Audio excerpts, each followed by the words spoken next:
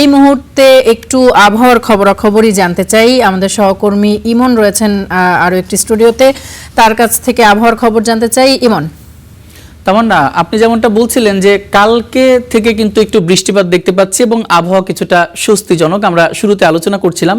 তো দেখতে যাচ্ছি যে আজকে সারাদিন আবহাওয়াটা কেমন থাকবে। যদি বলি আজকে দুপুরের দিকে বা বিকেল পর্যন্ত কিন্তু বজ্র ঝড় হতে পারে, না হলেও কিন্তু আবহাওয়াটা মেঘলা থাকবে। এটা আসলে আমরা ওয়েদারের আপডেট থেকে জানতে পারছি। আর সন্ধ্যার দিকে কিন্তু ঝড়ো বৃষ্টি হতে পারে। আর তাছাড়া যদি ঝড়ো বৃষ্টি না হয় তাহলে কিন্তু মোস্টলি ক্লাউডলি আসলে থাকবে, মেঘাচ্ছন্ন থাকবে আকাশ। তো এখন যদি বলি, এখন আসলে এই মুহূর্তের তাপমাত্রা কিন্তু এখন কিন্তু মেঘলা রয়েছে এবং 23 ডিগ্রি সেলসিয়াস তাপমাত্রা, এবং অনুভূত তাপমাত্রা এখন 26 ডিগ্রি সেলসিয়াস। আর যদি বলি যে এয়ার কোয়ালিটি, যদি বলি বাতাসের কোয়ালিটি কিন্তু এখন পর্যন্ত বেশ ভালো আছে। তো আজকে একটু দেখতে চাই যে প্রতি ঘন্টায় আসলে কেমন থাকবে আবহাওয়াটা। 8টায় যদি বলি, সকাল 8টায় আবহাওয়া 25 ডিগ্রি সেলসিয়াস তাপমাত্রা থাকবে, আর সেখানে বৃষ্টির সম্ভাবনা কিন্তু 7% রয়েছে। 9টার সময় 26 ডিগ্রি সেলসিয়াস তাপমাত্রা থাকবে এবং 7% বৃষ্টির সম্ভাবনা রয়েছে। 10টায় তাপমাত্রা থাকবে 28 ডিগ্রি সেলসিয়াস এবং বৃষ্টির সম্ভাবনা 7% রয়েছে। 11টায় 30 ডিগ্রি সেলসিয়াস তাপমাত্রা থাকবে এবং 7% বৃষ্টির সম্ভাবনা রয়েছে। 12টায় কিন্তু বৃষ্টির সম্ভাবনা কিছুটা বেড়ে গিয়েছে এবং তখন তাপমাত্রা থাকবে 32 ডিগ্রি সেলসিয়াস এবং বৃষ্টির 10% বৃষ্টির সম্ভাবনা বেড়ে গেছে। আর যদি বলি একটায় মেঘাচ্ছন্ন থাকবে আকাশ এবং তাপমাত্রা থাকবে 31 ডিগ্রি সেলসিয়াস এবং 49% কিন্তু বৃষ্টির সম্ভাবনা, 49%, মানে 50-50 বৃষ্টি হতে পারে, নাও পারে। তারপরে 2টায় দেখতে পাচ্ছি যে 60% বৃষ্টির সম্ভাবনা রয়েছে এবং তাপমাত্রা থাকবে 30 ডিগ্রি সেলসিয়াস।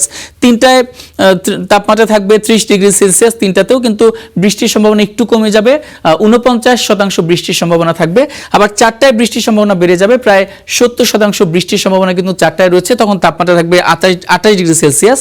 তারপরে 5টায় কিন্তু বৃষ্টির সম্ভাবনা সেই 70%ই থাকবে। অর্থাৎ আজকে কিন্তু 3টা, 4টা, 5টা এই সময়টাতে বৃষ্টির সম্ভাবনা সবচেয়ে বেশি থাকবে রাতের দিকে, এবং 6টাতেও দেখতে পাচ্ছি বৃষ্টির সম্ভাবনা 49% থাকবে এবং তখন তাপমাত্রা থাকবে 28 ডিগ্রি সেলসিয়াস। এবং 7টায় দেখতে পাচ্ছি যে বৃষ্টির সম্ভাবনা 43% থাকবে এবং সেখানে কিন্তু একটি মেঘাচ্ছন্ন পরিবেশ থাকবে এবং 28 ডিগ্রি সেলসিয়াস তাপমাত্রা থাকবে। আজকে দেখতে পাচ্ছি এই মুহূর্তে আসলে বিভিন্ন জায়গার, বাংলাদেশের বিভিন্ন জায়গার তাপমাত্রা আমরা একটু দেখতে পাচ্ছি। এই যে ঢাকায় কিন্তু আজকে এই মুহূর্তে 23-24 ডিগ্রি সেলসিয়াস তাপমাত্রায় রয়েছে। তেমনই কথা বলছে টাঙ্গাইলে 24 ডিগ্রি সেলসিয়াস তাপমাত্রা, গাজীপুরে 25 ডিগ্রি সেলসিয়াস তাপমাত্রা, ঢাকায় এখন 26 ডিগ্রি তাপমাত্রা অনুভূত হচ্ছে, যেটা বলছিলাম। আর ওইদিকে যদি উত্তরবঙ্গের কথা বলি তাহলে রাজশাহীতে 26 ডিগ্রি সেলসিয়াস তাপমাত্রা চলছে, পাবনায় 27 ডিগ্রি সেলসিয়াস তাপমাত্রা চলছে, মেহেরপুরে 28 ডিগ্রি সেলসিয়াস চলছে, যশোরে 28 ডিগ্রি সেলসিয়াস তাপমাত্রা চলছে, দক্ষিণবঙ্গ খুলনায় কিন্তু 28 ডিগ্রি সেলসিয়াস তাপমাত্রা এখন দেখতে পাচ্ছি, ঝালকাঠিতে 28 ডিগ্রি সেলসিয়াস এবং ভোলাতে 28 ডিগ্রি সেলসিয়াস। ওইদিকে কুয়াকাটা এবং চরফ্যাশন এই জায়গাগুলোতে কিন্তু এখন পর্যন্ত 29 ডিগ্রি সেলসিয়াস তাপমাত্রা দেখতে পাচ্ছি। আবার কক্সবাজারে কিন্তু এই মুহূর্তে 29 ডিগ্রি সেলসিয়াস তাপমাত্রা আছে। এদিকে চট্টগ্রামে কিন্তু 29 ডিগ্রি সেলসিয়াস তাপমাত্রা, রাঙ্গামাটিতে এই মুহূর্তে 28 ডিগ্রি সেলসিয়াস তাপমাত্রা চলছে, চাঁদপুরে 28 ডিগ্রি সেলসিয়াস তাপমাত্রা চলছে, কুমিল্লায় 25 ডিগ্রি সেলসিয়াস তাপমাত্রা চলছে। আর এইদিকে যদি বলি সিলেটে কিন্তু এই মুহূর্তে 22 ডিগ্রি সেলসিয়াস তাপমাত্রা চলছে এবং যদি বলি জামালপুরে, বগুড়ায় 22 ডিগ্রি সেলসিয়াস তাপমাত্রা চলছে। ওইদিকে কুড়িগ্রামে কিন্তু এবং সৈয়দপুর, সেখানে কিন্তু 22 ডিগ্রি সেলসিয়াস তাপমাত্রা চলছে। অর্থাৎ এই মুহূর্তে যদি বলি, এই মুহূর্তে সর্বনিম্ন তাপমাত্রা কিন্তু 22 ডিগ্রি সেলসিয়াস, সেটা বগুড়া এবং অন্যদিকে সিলেটের এরিয়াতে, এবং সর্বোচ্চ কিন্তু চট্টগ্রাম এবং চরফ্যাশন বলি এবং ভোলার দিকে যদি বলি, খুলনার দিকে এবং চট্টগ্রামের দিকে, কক্সবাজারের দিকে, সেখানে কিন্তু এই মুহূর্তে 29 ডিগ্রি সেলসিয়াস তাপমাত্রা রয়েছে। তো এখন আসলে আমরা একটু আইকিউ এয়ারে যেতে চাই এবং দেখতে চাই যে আসলে দূষণ মাত্রার ভিত্তিতে কোন শহরগুলো শীর্ষে রয়েছে। দূষণ মাত্রার ভিত্তিতে যদি বলি, ইন্ডিয়ার দিল্লি, সেটা কিন্তু সবচেয়ে বেশি দূষণ, সেই শহরে দূষণ মাত্রা তাদের 238, এবং সেটা যদি বলি তাহলে কিন্তু সেটি খুবই অস্বাস্থ্যকর। তারপরে রয়েছে পাকিস্তানের লাহোর দ্বিতীয় অবস্থানে দূষণ মাত্রার ভিত্তিতে, তাদের 171। তারপরে কিন্তু তৃতীয় অবস্থানে রয়েছে নেপালের কাঠমান্ডু, যাদের দূষণ মাত্রার ভিত্তিতে অবস্থান তৃতীয় এবং দূষণ মাত্রা 144।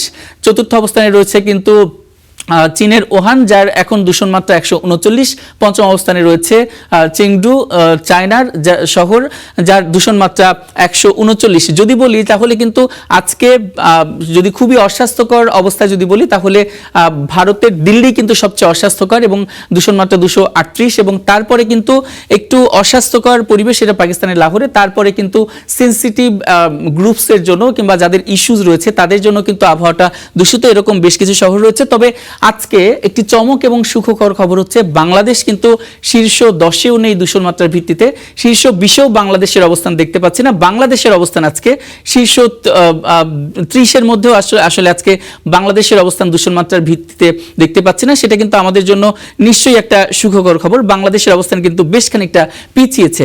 তো সবকিছু মিলে এবার একটু দেখতে চাই যে শহরগুলো আসলে দূষণ মাত্রার ভিত্তিতে সবচেয়ে ভালো সেই শহরের তালিকা আজকে একটু দেখে আসি। সেই শহরের কিন্তু প্রথমেই কিন্তু রয়েছে সুইডেনের স্টকহোম, যার দূষণ মাত্রা মাত্র 4, এবং সেটা কিন্তু ওয়েদারের ভিত্তিতে এবং খুবই ভালো, যেটা গুড কোয়ালিটি 0 থেকে 50 পয়েন্টের মধ্যে যে শহরগুলো রয়েছে তাদের কোয়ালিটি খুবই ভালো, এয়ার কোয়ালিটি। তেমনই কিন্তু সুইডেনের স্টকহোম কিন্তু রয়েছে। তারপরে রয়েছে সল্ট লেক সিটি ইউএসএর, যার দূষণ মাত্রা 8, এবং তৃতীয় অবস্থানে কিন্তু রয়েছে কেনিয়ার নাইরোবি, যার দূষণ মাত্রা এখন 11। তারপরে কিন্তু ইউক্রেনের কিয়েভ রয়েছে, যার দূষণ মাত্রা 12। তারপরে কিন্তু রয়েছে ক্রোয়েশিয়ার একটি শহর, যার দূষণ মাত্রা 14।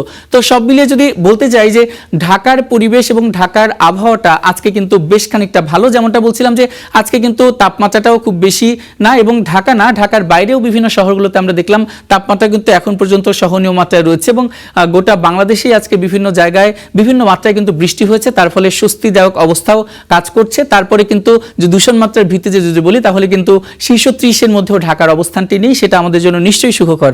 তো আমরা আমাদের আরেকটি স্টুডিওতে যেতে চাই, সেখানে আছেন আমাদের সহকর্মী তামান্না। তার কাছে তামান্না, আবহাওয়ার আপডেট এই ছিল আমার কাছে সর্বশেষ। ইমন, আবহাওয়ার খবরাখবরগুলো জানাচ্ছিলেন। দিনের শুরুতে আবহাওয়ার খবরাখবরগুলো জেনে নিলে দিনের কর্ম পরিকল্পনা সাজাতে সুবিধা হয়। নিশ্চয়ই আমাদের যারা দর্শক রয়েছেন তারা আপনার এই খবরে উপকৃত হবেন। এই মুহূর্তে একটু জানতে চাই পত্রপত্রিকার খবর। দিনের শুরুটা আমাদের দর্শকরা করে থাকেন পত্রপত্রিকার মাধ্যমে, এবং সকলেই আসলে দিনের শুরুটা পত্রপত্রিকার মাধ্যমে করে থাকেন। পত্রপত্রিকার শিরোনামে কি কি স্থান পেয়েছে সেই খবরাখবরগুলো একটু জানতে চাই আপনার মাধ্যমে। তামান্না, যেমনটা বলছিলাম আমরা কিন্তু আজকে দিনের শুরুতেই কিছু কিছু পত্রিকার কিছু শিরোনাম কিন্তু জানিয়ে দিয়েছি, এবং আজকের পত্রপত্রিকা ঘেঁটেও কিন্তু সেই শিরোনামগুলোই তারা মোটা দাগে করেছে। প্রথমেই আমরা প্রথম আলো পত্রিকাতে যেতে চাই। সেখানে কিন্তু প্রথমে যে মোটা দাগে শিরোনামটি করেছে সেটা সরকার বদলায় বাস বদলায় না। এটা কিন্তু গণপরিবহনে যে ভোগান্তি, সেই ভোগান্তি নিয়ে একটি খবর। পুরনো বাস সরাতে ব্যর্থ হয়েছে আওয়ামী লীগ সরকার, অন্তর্বর্তী সরকার উদ্যোগ নিয়েও পিছু হটে।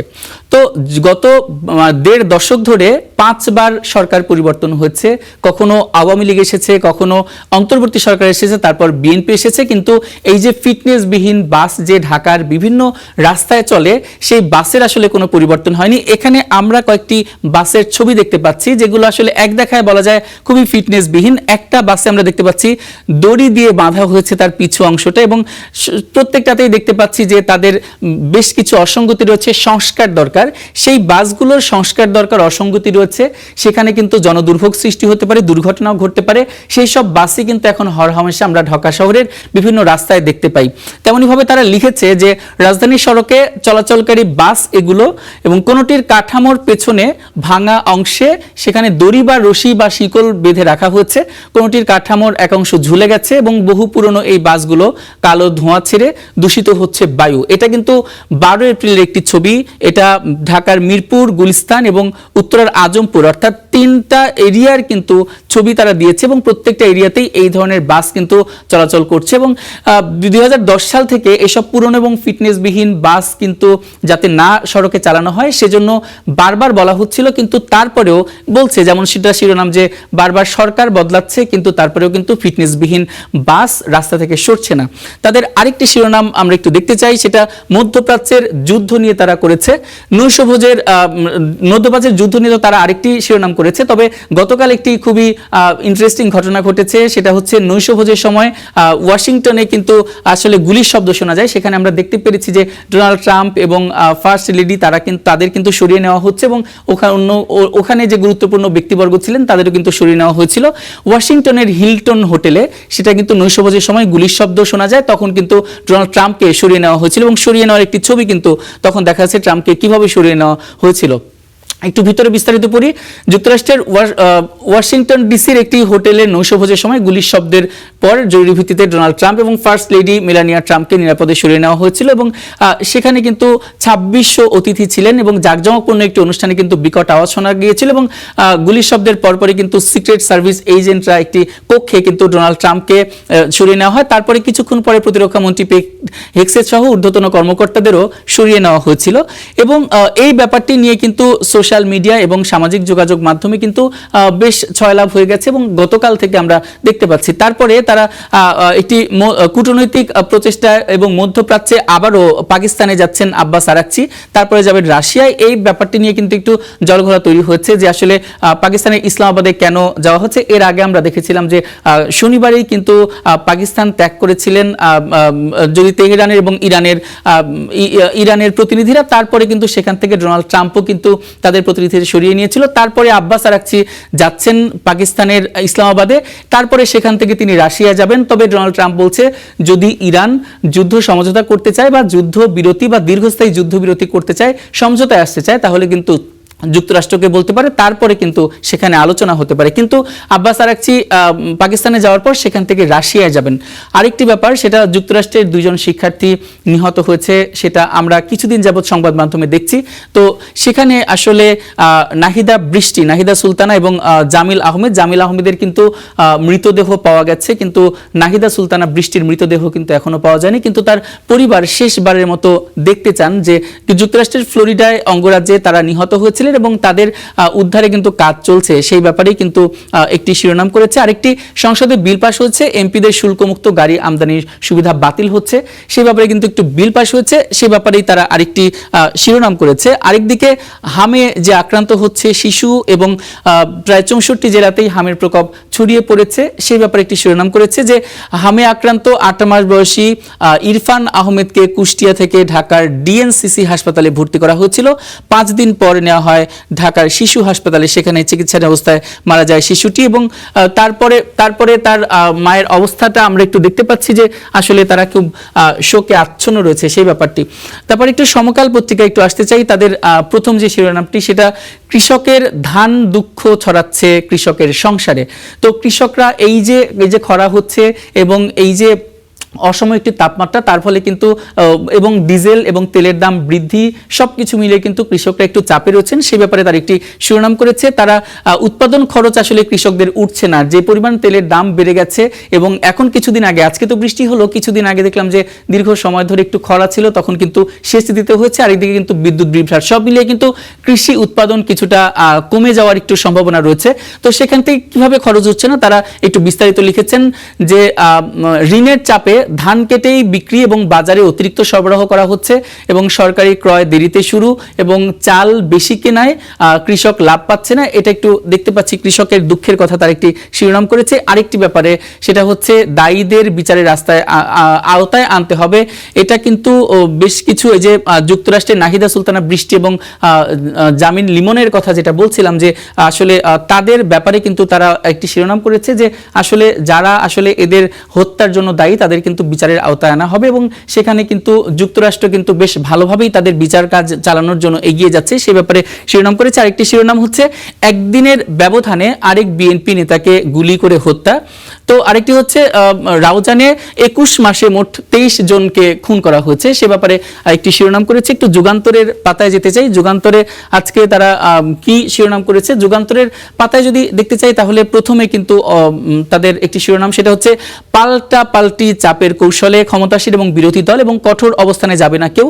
এই যে আমরা প্রতিদিন দেখতে পাচ্ছি যে এই যে সংসদে কিন্তু সরকারি দল বিরোধী দল বিভিন্ন বাকবিতণ্ডা করছে এবং তারা বিভিন্ন বিরোধী দল বিভিন্ন রকমের দাবি নিয়ে যাচ্ছেন এবং জুলাই সনদ বাস্তবায়ন নিয়ে কিন্তু তাদের মধ্যে একটু বাকবিতণ্ডা হচ্ছে এবং উত্তপ্ত হয়ে অনেক সময় দেখেছি বিরোধী দল ওয়াকআউট করে চলেও আসছেন এবং সরকারি দল বলছে যে ওয়াকআউট করা বিরোধী দলের কিন্তু একটি অধিকার, কিন্তু বিরোধী দল বলছে যে তারা আন্দোলনে যাবে। তো সবকিছু মিলিয়ে কিন্তু দেখা যাচ্ছে কিছু কিছু ব্যাপারে সরকারি দল এবং বিরোধী দলের মধ্যে কিছুটা পাল্টাপাল্টি অবস্থান এবং তারা কৌশলে কাজ করছেন সে ব্যাপারে তারা একটু শিরোনাম করেছে। এই ব্যাপারে কিন্তু একটু লিখেছে যে মনস্তাত্ত্বিক চাপে রাখার কৌশল বিএনপির এবং জনমত পক্ষে নেওয়ার চেষ্টায় জামাতের, আর আওয়ামী লীগ ফিরে এলে কি হবে সেই ভয় সবার আছে, এটা বদিউল আলম মজুমদার বলছে। তারপরে আরেকটু যদি বলি যে এই যে আরেকটি ব্যাপারে তারা শিরোনাম করেছে যে যুদ্ধ দীর্ঘায়িত হওয়ার শঙ্কা, এবার উন্মুক্ত পদ্ধতিতে তেল কেনার সিদ্ধান্ত। এই যে মধ্যপ্রাচ্যে যে যুদ্ধের খবর বলছিলাম সেই যুদ্ধে কিন্তু এখনো সমঝোতা হয়নি, সেই যুদ্ধ বিরতির ব্যাপারেও কিন্তু কোনো আলোচনা এখন পর্যন্ত ফলপ্রসূ কোনো আলোচনা হয়নি। তার ফলে হরমুজ প্রণালী এবং বন্ধ নাকি খোলা এবং মধ্যপ্রাচ্য থেকে তেল আনার ব্যাপারে কিন্তু একটি সংকট তৈরি হয়েছে। তো সেই জন্যই বলা হচ্ছে যে এবার আসলে তেল কেনার ব্যাপারে অন্যরকম সিদ্ধান্ত আসতে পারে। আর একটা IMF এর প্রতিবেদনে বাংলাদেশ প্রসঙ্গ, যুদ্ধের প্রভাবে মূল্যস্ফীতির বহুমুখী চাপ বাড়বে। বাংলাদেশের যে প্রেক্ষাপট, যে বাংলাদেশের বিভিন্ন ক্ষেত্রে যে আমরা একটু আগেও আলোচনা করছিলাম এবং বিভিন্ন আলোচনায় উঠে আসছিল যে মধ্যপ্রাচ্যের যুদ্ধের প্রভাবে আসলে আমাদের তেলের জ্বালানির দাম বেড়ে যাচ্ছে, সবকিছু মিলিয়ে আসলে কেমন অবস্থা হতে পারে। তারপরে আরেকটি ব্যাপারে এই যে একটু আগে যেমন বলছিলাম এমপিদের শুল্কমুক্ত গাড়ির সুবিধা দেওয়া হবে না, এরকম আরেকটি ওয়াশিংটনের নৌশভোজে যে গুলির এবং ট্রাম্প এলানিয়াকে যে বিভিন্ন জায়গায় সরিয়ে নেওয়া হয়েছিল এ ব্যাপারে শিরোনাম। তো আজকের আসলে সংবাদপত্র ঘিরে যদি বলি তাহলে এই যে গতকাল যে ডোনাল্ড ট্রাম্পের যে নৈশভোজের যে গুলির বিকট আওয়াজ তাদের সরিয়ে নেওয়া সেটি কিন্তু স্থান পেয়েছে এবং এই যে যুদ্ধের পর মধ্যপ্রাচ্যের যুদ্ধের পর বাংলাদেশের তেলের উপরে পড়েছে এবং কৃষি খাতে পড়েছে সে ব্যাপারে কিন্তু একটি শিরোনাম হয়েছে এবং হামের প্রকোপ নিয়ে কিন্তু বেশ খানিকটা শিরোনাম হয়েছে যে হামের প্রকোপে শিশুদের বিভিন্ন হাসপাতালে নিয়ে যাওয়া হচ্ছে এবং যে অপমৃত্যু ঘটছে সবকিছু মিলিয়ে। তো আরেকটি স্টুডিওতে আমাদের সহকর্মী তামান্না রয়েছে, তার কাছে যেতে চাই। তামান্না, সংবাদপত্রের থেকে এই ছিল আমার কাছে সবশেষ। ইমন, ধন্যবাদ আপনাকে।